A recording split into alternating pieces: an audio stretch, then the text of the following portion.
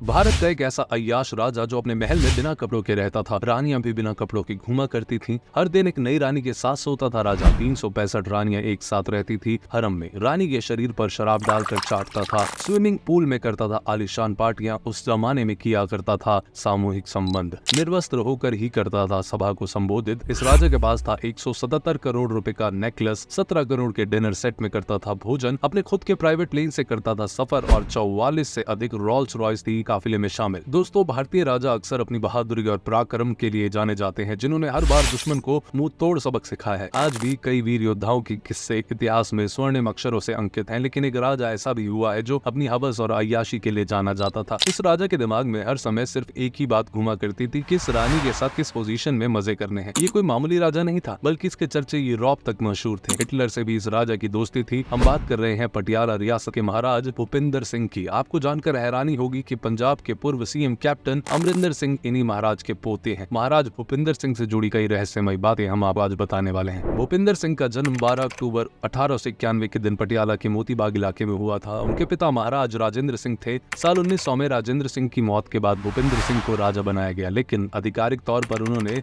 साल 1909 में 18 साल की उम्र में राजपाट संभाला। युवा उम्र से ही भूपिंदर सिंह को हवस ने अपना शिकार बना लिया था। वो बस एक ही चीज के बारे में सोचते रहते थे। उन्होंने अपनी प्रजा पर 50% का टैक्स लगा दिया था और जनता से जो भी पैसा उनके पास आता था उसे अपनी अय्याशी और शान शौकत में लगाया करते थे। महाराज जब भी विदेश जाते थे तो सबसे महंगे होटल में रुकते थे और वो एक कमरा नहीं बल्कि पूरा होटल ही बुक करा लिया करते थे। पटियाला में जिस महल में वो रहते थे वो 300 एकड़ एरिया में फैला हुआ था, जिसमें 1200 से भी ज्यादा कमरे थे। आज भी ये महल पटियाला की शान माना जाता है। भूपिंदर सिंह एक लंबे कद काठी वाले शख्स थे। उनकी लंबाई 6 फुट 4 इंच थी। सुडौल शरीर, आंखों में नजाकत और होठों पर कामुका की प्यास हमेशा नजर आती। उन्हें देखते ही महिलाओं के मन में तरह तरह के ख्वाब आने लगते थे और महिलाओं को निराश होने का वो कोई मौका नहीं छोड़ते थे। भूपिंदर सिंह के बारे में उनके दीवान जर्मन दास ने महाराज नाम की किताब में काफी कुछ लिखा है। बताया जाता है कि महाराज की 365 रानियां थी, जिनसे उनके 88 बच्चे हुए थे। हालांकि इनमें से सिर्फ 53 बच्चे ही जीवित रह पाए। 365 रानियों में 10 उनकी आधिकारिक रानियां थी और बाकी को उन्होंने सिर्फ अपनी मौज मस्ती के लिए रानी बनाया हुआ था। यहाँ पर आपके मन में एक सवाल आ रहा होगा कि भला महाराज इतनी सारी रानियों को कैसे खुश रखते होंगे? इतनी रानियों के साथ वो कैसे संबंध बनाते और कैसे उन्हें संतुष्ट करते थे? पहले तो इस बात को लेकर रानियों में काफी बहस होती थी कि आखिर महाराज किसके साथ रात बिताएंगे, लेकिन फिर महाराज ने इसके लिए एक तरीका ढूंढ निकाला। महल में वो 365 लालटेन जलवाते थे और प्रत्येक लालटेन पर एक रानी का नाम लिखा होता था। जो भी लालटेन सुबह होने पर सबसे पहले बुझती थी, अगली शाम और रात महाराज उसी रानी के साथ बिताते थे। और जब कभी महाराज का मन होता था तो वो कई रानियों को एक साथ इकट्ठा कर लिया करते थे। भूपिंदर सिंह ने अपने महल के पास ही एक लीला भवन भी बनवाया था, जिसे रंगीला महल भी कहा जाता है। इस महल की खास बात ये थी कि इसमें सिर्फ निर्वस्त्र होने पर ही एंट्री मिलती थी। महाराज अपनी रानियों के साथ नग्न होकर इस महल में घूमा करता था। यहाँ तक कि यदि किसी को राजा से मिलने आना है तो उसे भी निर्वस्त्र होना पड़ता था। अक्सर राजा अपने दोस्तों को इस महल में दावत के लिए आमंत्रित करता था। इसी भवन में महाराज का एक कमरा था, जिसमें चारों ओर कामोत्तेजक चित्र बने होते थे। कामसूत्र की 64 कलाओं की आकृतियां कमरों में बनी हुई थी। महाराज का शराब पीने का तरीका भी सबसे अलग था। वो अपनी रानी के बदन पर मदिरा डालते थे और उसके बाद शरीर से ही उसका स्वाद चखा करते थे। अपने महल में महाराज ने एक स्विमिंग पूल भी बनाया था, जहाँ ऐसी आलीशान पार्टी होती थी जिसके आगे आज के समय में होने वाली पूल पार्टी कुछ भी नहीं है। एक साथ 150 लोग इस पूल में नहा सकते थे। महाराज के कई मित्र अपनी प्रेमिकाओं के साथ यहाँ नहाने आते थे और सभी मिलकर खूब मजे किया करते थे। इस दौरान सामूहिक संबंध भी बनाया जाता था। वो अपनी रानियों को अपने हिसाब से तैयार किया करते थे। कहा जाता है कि कई बार तो रानियों के स्तन या शरीर को अपने हिसाब से बदलवा दिया करते थे। उन्होंने फ्रेंच, ब्रिटेन और इटली के डॉक्टर्स को अपनी टीम में शामिल किया हुआ। कई डॉक्टर्स रोजाना सभी रानियों का चेकअप किया करते थे। उनके पास प्लास्टिक सर्जन की भी एक टीम थी, जिससे वो रानियों के शरीर में मन मुताबिक बदलाव करवाया करते थे। ऐसा भी दावा किया जाता है कि वो रानियों के स्तनों को आम का या फिर अन्य फलों का आकार दे दिया करते थे। इसके अलावा उनके पास फैशन डिजाइनर की टीम थी और उनके हिसाब से ही रानियों के वस्त्र तैयार किए जाते थे। भूपिंदर सिंह ने एक प्रयोगशाला भी बनवाई थी, जहाँ कई तरह की दवाइयाँ बनाई जाती थी, जिससे राजा अपनी रानियों को आसानी से संतुष्ट कर पाए। चाहे कोई पुरुष कितना ही बलवान क्यों ना हो, 365 रानियों को संतुष्ट करना किसी के लिए भी आसान नहीं होगा। राजा को खाने में सोने की और चांदी की मूसली दी जाती थी। उनके प्रयोगशाला और कामोत्तेजना बढ़ाने वाली दवाइयाँ, गोली, तेल, लेप और सुगंधित पदार्थ तैयार किए जाते थे। कहा जाता है कि महाराज एक दिन में 10 किलो से ज्यादा भोजन किया करते थे। एक बारी में ही वो 2 मुर्गे आसानी से खा जाया करते थे। भूपिंदर सिंह की अय्याशी के किस्से यूरोप तक मशहूर थे। यूरोप के कई बड़े राजाओं और नेताओं के साथ उनकी अच्छी दोस्ती थी। साल 1935 में भूपिंदर सिंह ने जर्मनी के तानाशाह हिटलर से मुलाकात की थी। दोनों के बीच इतनी अच्छी दोस्ती हो गई थी कि हिटलर ने खुश होकर अपनी मेबैक कार भूपिंदर सिंह को गिफ्ट कर दी थी। भूपिंदर सिंह को उस समय चैम्बर ऑफ प्रिंस का भी सदस्य बनाया गया था। महाराज की रॉयल्टी का अंदाजा आप इस बात से लगा सकते हैं कि उनके पास अपने जमाने का दुनिया का सबसे महंगा हार हुआ करता था, जिसे उन्होंने मशहूर कंपनी कार्टियर से बनवाया था। एक बार वो साल 1926 में लंदन गए थे और अपने साथ एक लकड़ी का बॉक्स लेकर गए। वहाँ उन्होंने हीरे बनाने वाले कारीगरों को बुलवाया। उस बक्से में कई बड़े हीरे, मोती, जेवरात और गोल्ड भरा हुआ था। महाराज ने कहा कि वो इन चीजों की मदद से एक हार तैयार करे। करीब 3 साल की मेहनत के बाद कंपनी ने 177 करोड़ रुपए की कीमत वाला हार तैयार किया।